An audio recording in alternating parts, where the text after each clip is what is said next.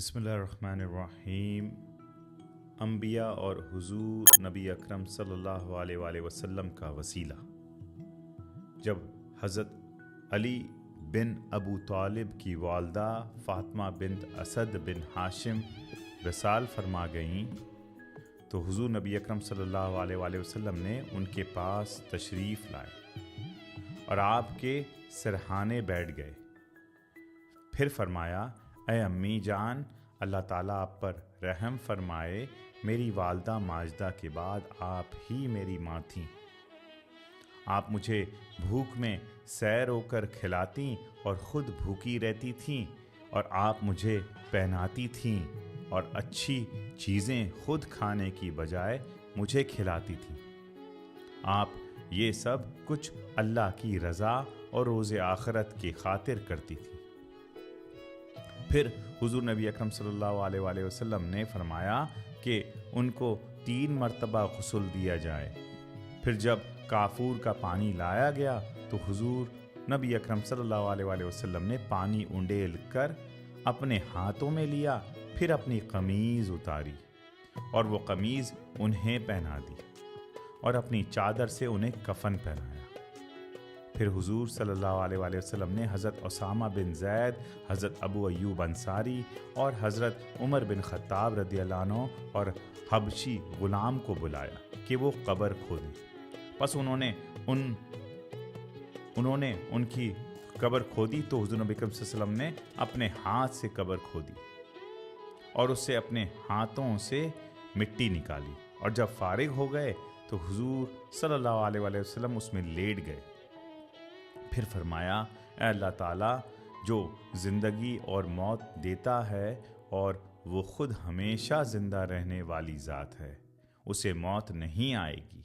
اے اللہ تو میری ماں فاطمہ بنت اسد کی مغفرت فرما اور ان کے سوالات کے موقع پر جوابات تلقین فرما دے، اور اپنے نبی اور ان انبیاء کے وسیلے سے جو مجھ سے پہلے تھے ان کی قبر کو وسیع فرما دے، بے شک تو سب رحم کرنے والوں سے زیادہ رحم فرمانے والا ہے۔ اور پھر حضور صلی اللہ علیہ وآلہ وسلم نے 4 مرتبہ تکبیر کہی، یعنی نماز جنازہ پڑھائی، اور پھر آپ صلی اللہ علیہ وآلہ وسلم نے حضرت عباس اور حضرت ابوبکر صدیق رضی اللہ عنہما نے ان کو لحد میں اتار دیا۔ اس حدیث کو معجم الکبیر طبرانی نے لایا ہے، اور مجموع اوسط میں طبرانی نے لایا، حلیۃ الاولیاء میں ابو نعیم نے لایا ہے، پھر مزید مجموع الزوائد میں سے لایا گیا۔ حضور سیدی شیخ الاسلام الدکتور پروفیسر ڈاکٹر محمد طاہر القادری مدظ اللہ علیہ نے سے کتاب التوسل میں لایا ہے، وسیلے کا شرعی تصور۔ اب آئیے حدیث سے حاصل ہونے والے چند نکات کی طرف چلتے ہیں۔ راوی اس حدیث کے حضرت انس بن مالک رضی اللہ عنہ ہیں۔ واقعہ ہے حضرت علی کرم اللہ وجہ الکریم کی والدہ فاطمہ بنت اسد کا وصال مدینہ المنورہ میں ہوا، اور وہ اس وقت کا یہ واقعہ ہے۔ پہلی چیز حدیث میں حضور نبی اکرم صلی اللہ علیہ وآلہ وسلم کی آپ کے وصال کے وقت تشریف لانا۔ وصال پر لوگوں کے پہنچنا چاہیے، یہ فرض کفایہ ہے۔ دوسری چیز حضور نبی اکرم صلی اللہ علیہ وآلہ وسلم کی ان سے ڈائریکٹلی بات کرنا۔ پھر جو ہے کہ رسول پاک صلی اللہ علیہ وسلم کی ان کی تعریف کرنا، اور آپ نے تعریف بھی کیا خوب فرمائی کہ میری ماں کے بعد میری ماں آپ تھی۔ رسول پاک صلی اللہ علیہ وسلم کی 4 عظیم مائیں ہیں جنہوں نے دودھ پلایا اور دیکھ بھال کی۔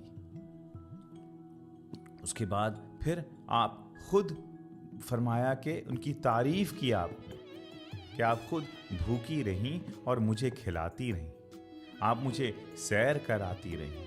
ہمارے لیے نکتہ یہ ہے کہ ہم جو نیکی کریں وہ اللہ اور اس کے رسول کی رضا کے لیے کریں۔ ہر چیز فانی ہے اس کائنات میں، صرف اللہ کی ذات باقی ہے، تو اگر اس باقی ذات کے لیے کچھ کریں گے تو وہ عمل رہ جائے گا، باقی ساری چیز فنا ہو جانے والی۔ ہماری گاڑی، ہمارا نام، ہمارا نمود، ہمارے رشتے صرف اللہ کا رشتہ اور اللہ کے وسیلے والوں کا رشتہ۔ پھر رسول پاک صلی اللہ علیہ وسلم نے احکام بیان فرمائے۔ پہلا کہ ان کو غسل دیا جائے 3 مرتبہ، پھر کافور کو لایا جائے، کافور کے پانی سے انہیں نہلایا گیا۔ پھر رسول پاک صلی اللہ علیہ وسلم نے اپنی قمیض مبارک دے دیا جو انہیں پہنائی گئی۔ پھر آپ نے اپنی چادر بھی عطا کر دی۔ پھر رسول پاک صلی اللہ علیہ وسلم نے 3 اصحاب کو بلایا قبر کو تیار کرنے کے لیے۔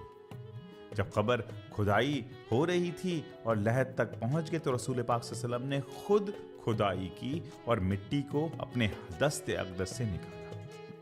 پھر رسول پاک صلی اللہ علیہ وسلم نے اس قبر میں خود داخل ہو گئے اور قبر میں لیٹ گئے۔ پھر نبی اکرم صلی اللہ علیہ وسلم نے قبر پر کھڑے ہو کر دعا فرمائی۔ رسول پاک صلی اللہ علیہ وسلم نے 3 دعا فرمائی، اس میں سے نکیرین کی سوال میں مدد، قبر کی کو وسیع کرنا اور وسیلہ استعمال فرمایا کہ تیرے نبی کے صدقے سے یہ قبر وسیع فرما دے اور جو انبیاء میرے سے پہلے گزرے ہیں ان کا بھی صدقہ پیش فرمایا۔